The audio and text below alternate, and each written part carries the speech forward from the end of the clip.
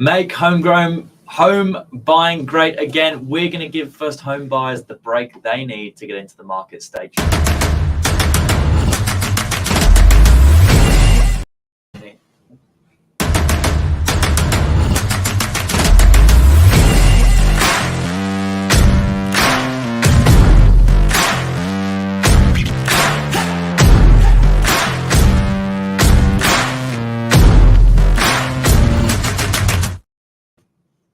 Good evening, Johnny. Good evening. How are you? Good. How are you? Good. You've been busy on the phone today selling properties to first home buyers. I have been. What It's is been a very busy the day. sentiment out there with the first home buyers? Are they cool cucumbers or nervous? Definitely very nervous. You definitely see a lot of nerves and a lot of people not knowing what to do and asking the agents a lot of questions. So we're here today to kind of give you a bit of an insight. So you've got an idea rather than having to ask us all the questions all the time. You can go in knowing what you've got to do and kind of have those answers already for you. Yeah, but you've been on the phone with a lady who's been in the market for 18 months. Yep. Year and a half, missed out on more than a handful of properties. What sort of questions is she asking, just briefly? She's asking a lot of questions, really, in terms of just not knowing where everything is, being very bland to it all. Yep. Just realistically going, what's the owner want and where do I offer and that sort of thing, and how much money do I have to spend, and do I do my due diligence first or do I do a 5-day cool off, that sort of thing. So pretty much all questions you could imagine with first home buying. She's been looking for 18 months and still asking those questions. So they definitely come up a lot. Yeah, okay. We'll come back to the tips and tricks in just a moment. But first of all, let's have a look at the numbers because they are absolutely staggering. I mean, in some cases, they're almost heartbreaking. What we've got here for you guys is a quick infographic as to what it takes to be a first home buyer in our major sort of capital cities. It's taking 46 years for the average school leaver to save for a deposit, a 20% deposit. That is absolutely crazy. I mean, you look at the ratio of income to expenditure then on a mortgage, like house repayments, are sitting at nearly 127%, double your income.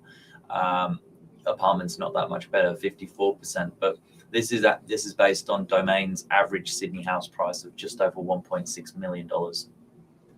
Yeah, which is quite scary to look at, to be honest. I don't think any of us really thought that number was so high, but I mean, 46 years is a very long time. By the time you leave school and 46 years comes along, you're almost 60, and then that's when you're buying your first home. So it's kind of a scary thought, isn't it? Yeah, and keep in mind that this is, on an average income for an average Sydney property. Obviously, there's going to be properties lower and higher than this, but 46 years to save for a 20% deposit in Sydney, as low as 11 years in Darwin. We're not talking short amounts of time here. I mean, and apartments are not that much shorter. So it's really, really staggering to see these numbers released and, talk about it today. The other thing we want to touch on is the trajectory that Sydney house prices have taken since the 70s, when our parents probably were looking at their first home. There's just been an insane run in the market to the point now where a lot of people coming out of school and university feel like it's unaffordable. We're going to talk about that a little bit more.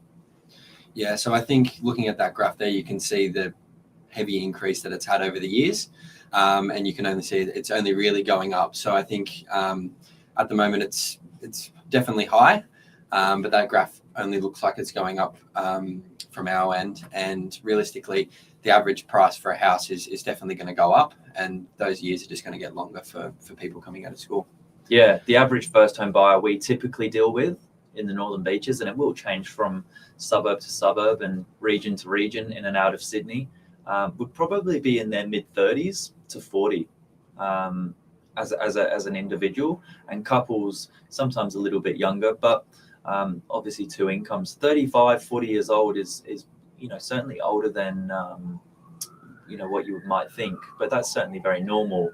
And the average it's taking seems to be getting older and older, and you can understand why when prices continue to get higher and higher. But not only that, people are battling with Sydney rents. This is a really, really interesting one as well.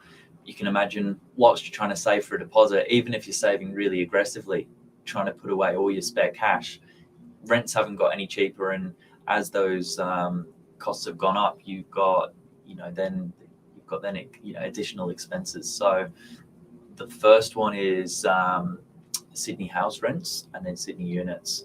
But there was about a 2 to 3 year period where there wasn't much growth during COVID mainly. And on the back of it, we've had a sharp increase, which is basically caught up to a lot of homeowners' expenses, mortgages, interest rates, repayments. A lot of those have been the driving force behind the sharp increase we've seen. What do you reckon? Where's it going, Johnny? Where's it going? It's only going up in my eyes personally. I think the market's definitely picking up, and it's realistically only going to keep going up. We saw a peak when COVID was happening, really, in that 2021, 2022 period. The market kind of sat for a little bit, and now it looks like it's on its way up again, and I think it's just going to continue to do so. Yeah, and I think population is going to be a little bit to do with that as well. Go back to the start here. You'll see that blue line is the direction population is taking over the next 50 odd years, going into 2072. They reckon over 8 million people in Sydney alone. There's going to be more competition.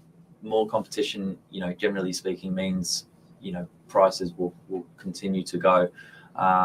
So what's the end goal? I guess as a first home buyer, you're going to want some answers. How do you get into the market right now? We've got a few tips and tricks. Yeah, we've got a few up our sleeve. Far away. Give us one. So in the graph, it said you do to save up for a 20% deposit. So we'd just like to start off with the fact that you don't need a 20% deposit. Yeah. You can definitely work around it. And I mean, we're seeing as little as 5% deposits at the moment for quite a few transactions, which kind of gives you a little bit of a head start. You're not saving that 160 grand or whatever it may be. You're saving a little bit less, and you're able to actually get your foot in the door a little bit quicker. So I think that's definitely a good tip. Yeah, absolutely. Tip number 2, look at if you can get some help financially or non-financially. A couple of examples. One, having a home loan guarantor. Could be mum and dad, could be a family member of any kind, really, that has an existing mortgage. They don't need to financially give you any money, but if they can put you down if you can go down as a guarantor, you can use some of their equity to use that as collateral against your loan. After 20% of that deposits, after 20% of equity is built into the loan, they come off, which is a really, really nice way for them to sort of help you without actually physically giving you any cash. Another way is even, look at trying to buy with a sibling or a parent or partner. Yeah, I think that's a really good idea. That's actually what I'm personally doing myself. So I'm looking to buy with my parent. So it's just an easy way to get your foot in the door. Because obviously, me being not so old myself, I'm not going to have 160 grand in the bank to go and buy a property. So it's good to have that guarantor or someone to be there by your side that obviously can help you through the process. Yeah, absolutely. And furthermore to that, you don't necessarily need to buy a forever home to begin with. People will sometimes compromise on a location, or they'll compromise on the price point. They might not get, the big freestanding home to begin with, but they might get into a 2 or a 3 or a townhouse bedroom. And if you can get something just to begin with, at least it's a foot in. As you can see, prices, you'll be building equity into your property once you're a homeowner, but not waiting. I think waiting is is probably the biggest risk you can take. Yeah, I think so too. And I think just on that equity thing, you could even buy out of area. So buying in Sydney is obviously quite expensive. But you saw there in Darwin, it was only taking 11 years in comparison to how it was here. So, I mean, you could look to span out to those areas and build equity on those properties. I'd say in Perth, it's a little bit cheaper to buy, and then look to then buy with that equity back in Sydney. So there's definitely ways to work around it. Yeah, like the rent vest option where you actually buy, you could maybe live in it for 6 to 12 months. So you get the benefits of calling it your primary place of residence. And then after that, you rent it out. You get the same benefits as setting it up like an investment property. And in the meantime, you've got the flexibility to move around and rent, maybe where your work is or where your where your lifestyle takes you, and you're not tied down. I think that's a lot of concern people have buying their first place, is that they're going to be stuck with it and it's going to weigh them down like a burden. You certainly don't need to, stress when you can, rent it out after, which seems to be a popular method. People move back with family to save.